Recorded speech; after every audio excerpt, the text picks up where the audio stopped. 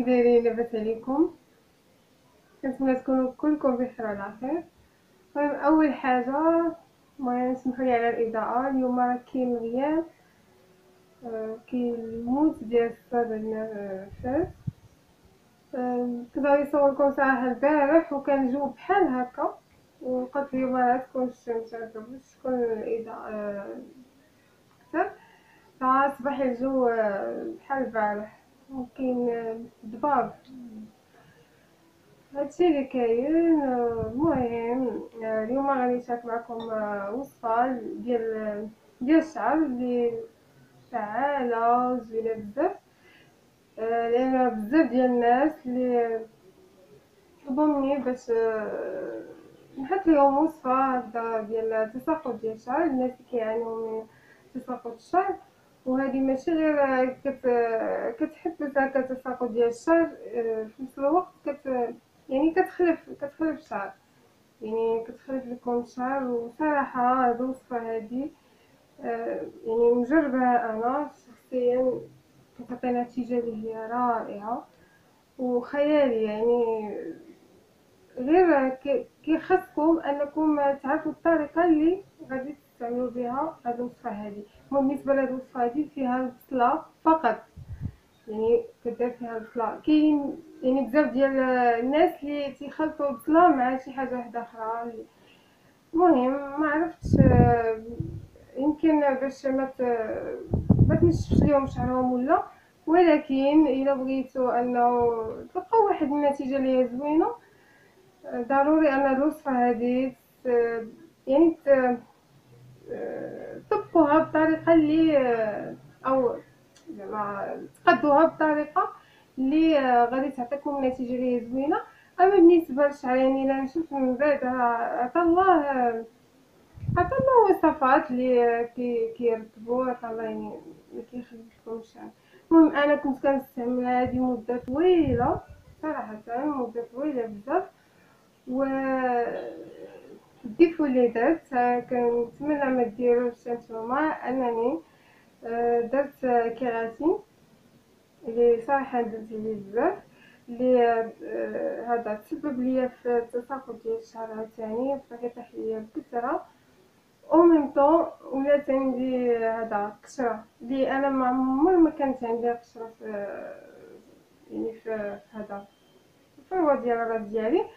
ومن بعد ما درت الكيراتين صراحه درت بزاف. ونصيحه لكم، يعني المهم كنصحكم الناس اللي هذا راكم عزاز عليا بزاف، وما ما ديروا حتى شي حاجه قبل ما تعرفوا شنو غادي ديروا. يعني في اي حاجه، او يعني من غير شعر، في اي برودوي بغيتو تستعملوه خصكم تعرفوا زعما خصكم تعرفوا شنو هو الاضرار ديالو، وكيفاش شنو بعدا باش نصايب، ولا يكون كيغاتين ولا بروتين اي حاجه.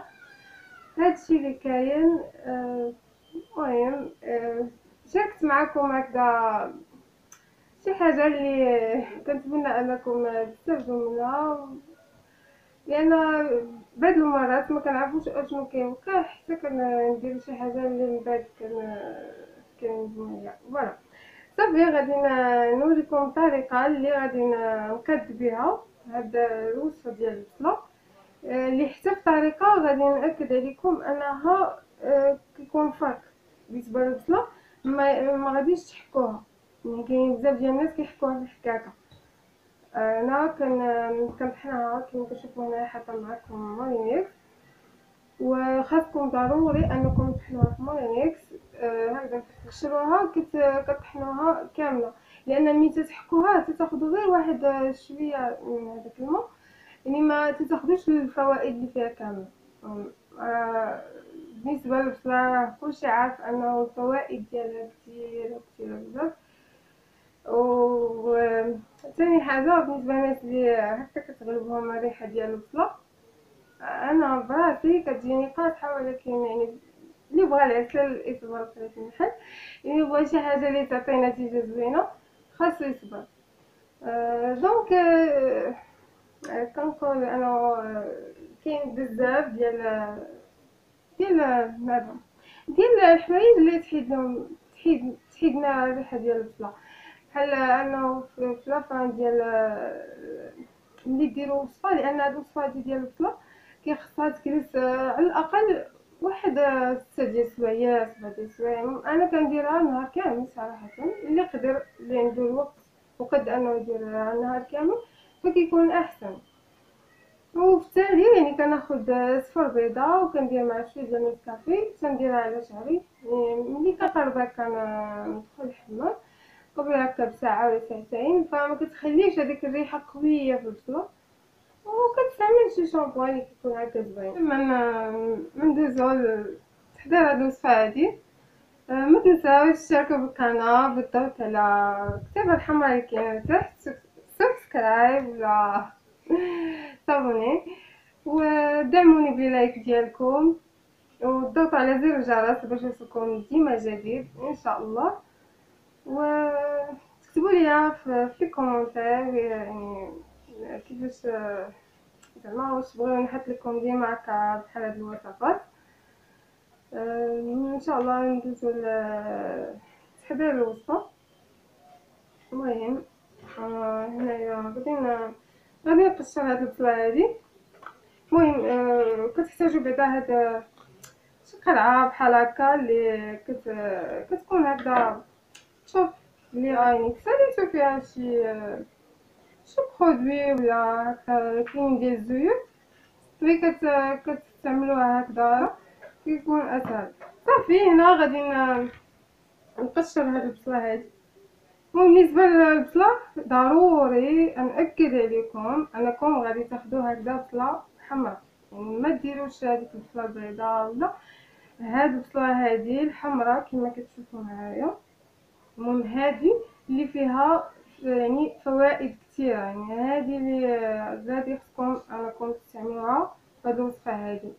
المهم يعني باش ما يقولش شي حد انه درت هاد الوصفه هادي وما عطاتنيش نتيجه، ولا انا كنقول انه خاص هاد البصله هادي تكون هاد البصله الحمراء لان هي اللي المهم هي زوينه وفيها فوائد اللي زوينه كثير. صافي انا غادي نقشر هاد البصله هادي. ومن كتاخدو يعني البصله على حسب شعركم الا كان كثير. المهم انا غادي نقشرها.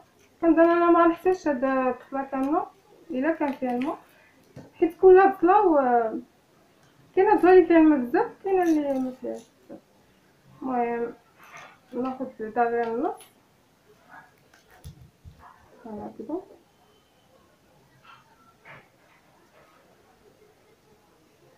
المهم غادي نمشي ناخذ طبسيل اخر باش نقطع فيه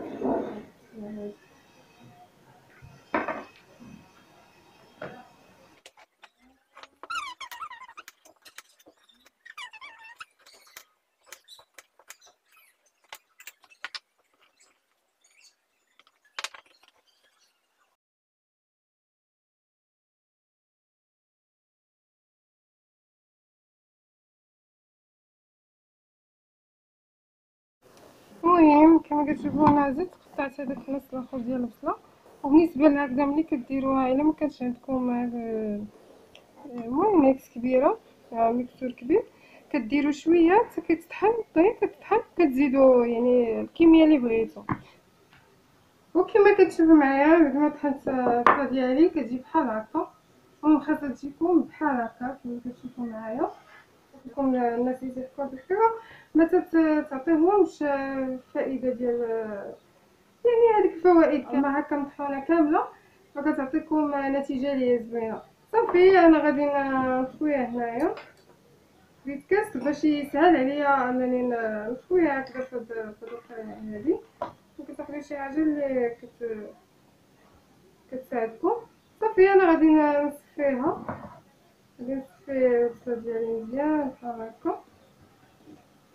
ضروري كتصفيوها يعني ما يمكنش لكم ديروها هكا نيشان عاوتاني كتبقى لاصقه في الشعر. وبالنسبه لهاد الوصفه هادي المهم حتى الناس اللي كيعانيو من القشره فراه زوينه بزاف، لان كتبقى الفروه ديالها راس مزيته بزاف حتى هي كتسبب في التساقط ديال الشعر، يعني ما كتكونش نقيه مزيان. صافي المهم انا غادي هاد الرسلة ديالي كاملة كيما شفتو، يعني بحال هكا في هاد الكاس كتسهل باش تخويا هنايا.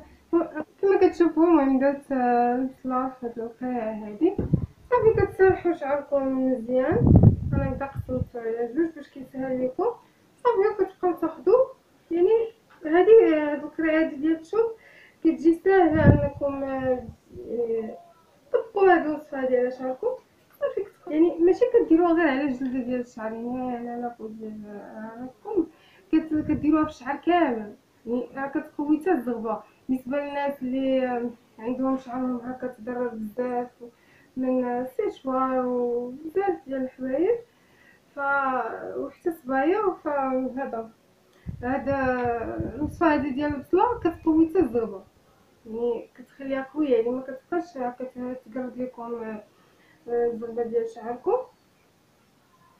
صافي. وغادي نستمر انايا حتى ندير هاد الوصفه هادي كامله على شعري صافي. وكتخليوها هكذا الا خديتو كيما قلت لكم نهار كامل، يعني كديروها نهار كامل كتخليوها في شعركم. هذا كتغسلوه كما قلت اللي ما عندوش اللي ما عندهاش هكذا شي ماسك بالنسبه لهذا الشعر ديال الشعر كدير بيض صفر بيضه مع شويه ديال الكافي باش كيحيد داك الريحه قويه ديال الشعر.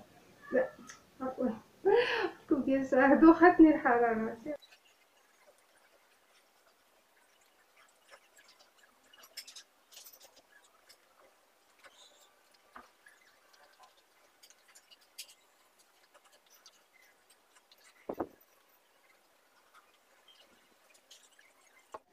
واللي بغيت نقول لكم انه بالنسبه لاي وصفه ماشي غير هذه الوصفه هذه، يعني كيكون كيخص يكون هكذا الشعر ديالكم نقي، يعني ماشي تتخليو حتى كيتوسخ هكا ولا وكتبغيو انكم دوشو، يعني كيخصكم ديروها والشعر ديالكم يكون نقي، يعني لابو ديال شعر ديال راسكم تكون نقيه باش هكا تعطيكم نتيجه اللي هي زوينه.